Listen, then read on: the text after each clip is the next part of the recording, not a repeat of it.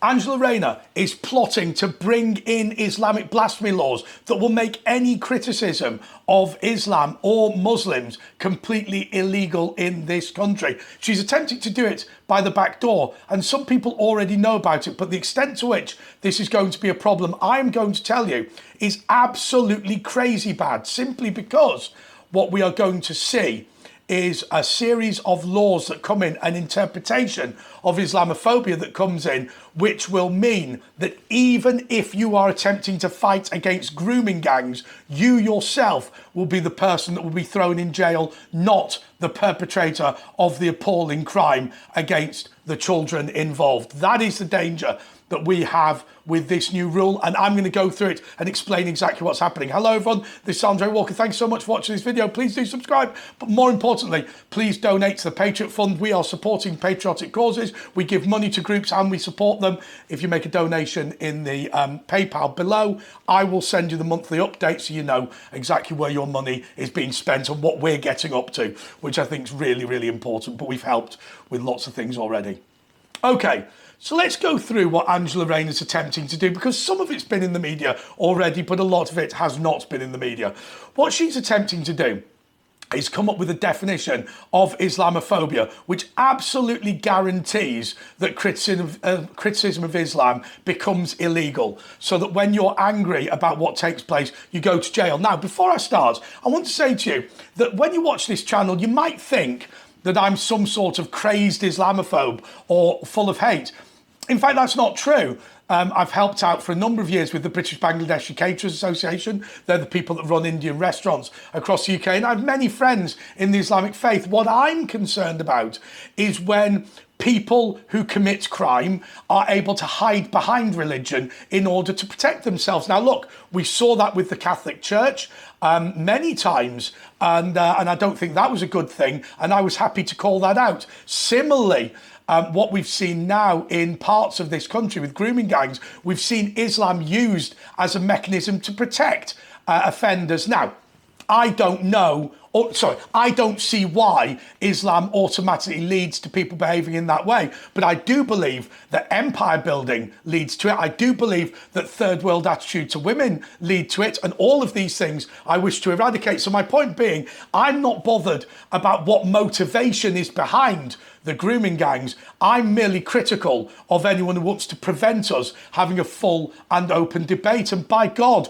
Dominic Grieve, isn't he high on the list? I did say that I've got many Muslim friends. And in fact, I met Dominic Grieve at Conservative Friends of Pakistan when I was a member of the Conservative Party. By the way, they had a brilliant speaker who'd climbed all the big mountains. He was originally obviously from Pakistan. But Dominic Grieve genuinely believes that anything where you say people have done something because they're inspired by Islam, that in of itself should be illegal and Islamophobic. Well, that means that you can't be critical at all of the religion. Now, we live in a country, remember, where we believe something. I'm a Catholic, I already told you that. But at the Reformation, there was a belief that the reason why Britain was being held back was because of the shackles of religious institutions, namely the Catholic Church. That's why they decided to create the Church of England. That's why they decided it should be established in this country, which means that roughly it gets seats in the House of Lords in exchange for the king picking the bishops and being the head of it.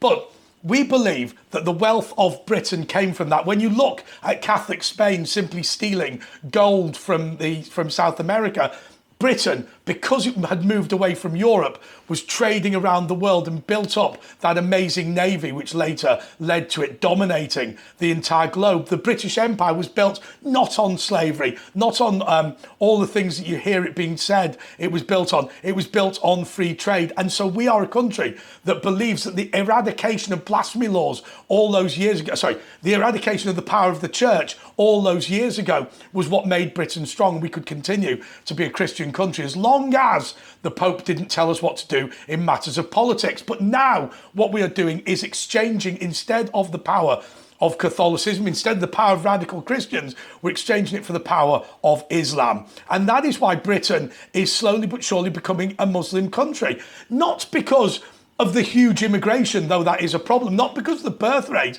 but because of this Islamophilia in public policy, this idea that, you know, anything that Muslims do is acceptable and everything that is done that is argumentative against the Islamic faith is bad. Let me tell you something, the burning of books should not be illegal, though I wouldn't recommend you do it. But then a man who burnt a Quran outside the Turkish embassy, Turkish consulate, protesting, by the way, about the Islamification of Turkey, not attempting to religiously insult anybody at all. He got stabbed. And do you know what the court said? The court said the fact he got stabbed is proof of how offensive it is to the Islamic faith to burn the Quran. That is what is happening in this country. But look at this. 53% of people do not believe that mass Islamic immigration is commensurate with British values. And I would say that that's absolutely right, because if we have a minority of people coming to Britain, a small number of people practicing their minority religion, like as an example, the Jews for many, many years have done, then that's fine. But what then happens is when you fundamentally break how society is. So, look, whatever it is, 250,000 Jews in a country of 70 million people is not going to make a big difference. It's when you've got 10 million Muslims in a country of 80 million people that you start to see a change in your society. And I think those sheer numbers is a problem. But I'll tell you this, we see something that we have to be able to be critical of. Afghans are 20 times more likely to commit sex attacks on children than the general population. Now, we don't know about the full statistics on criminality right across the piece, but we have to be able to call that out. Look at what happened in Greater Manchester. Look at what happened in places like Rochdale and Burnley and all these places. What happened was a police force so crippled with political correctness that they were happy, willing, supportive even of allowing children and young people to be raped by gangs of Muslim migrants. That cannot be allowed to happen again. And it will be allowed to happen again if Rayner and Grieve get away with it. I think that we now need legislation, and I hope that right-wing MPs, whether that be the DUP, whether that be what's left of the Conservative Party, what's left that is conservative of the Conservative Party, or indeed Reform or others. But we do need to start looking at saying that free speech is ingrained in your rights. I believe personally that we're born with inalienable rights. But this idea that if I stand up and say there is an Islamic grooming gang operating in my town, the groomers don't go to prison, but I go to prison for Islamophobic hate crime. Remember the guy, once again, charged with offending, what was it, harassing Islam? We can't harass a concept. Nonetheless, he was arrested for that. That is the danger that we suffer from today, and that is why Angela Rayner must be stopped. This commission, by the way, I didn't say during this video that every single member other than Dominic Grieve was a Muslim. And actually, the reason I didn't say that is because it wasn't relevant. What's relevant is that all members of left-wing charities